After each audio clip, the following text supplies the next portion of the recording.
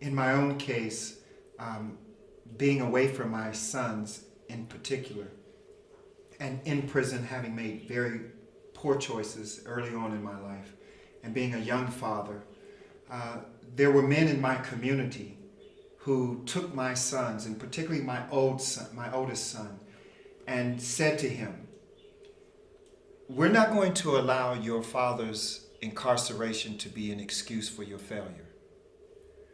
That, for me, was the epitome of mentorship.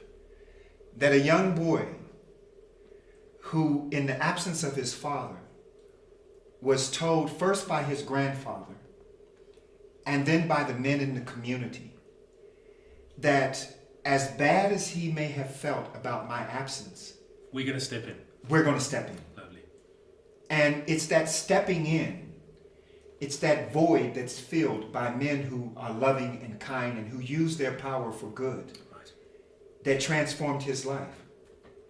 So now I think about my oldest son, and Adrian, and he says to me, "Dad, the worst thing that could happen to me is not to be there for my own children." And so he's become the mentor. He's become the person who, in his life, exemplifies what he ought to be, what he needs to be for other young men who don't have a father there like he had.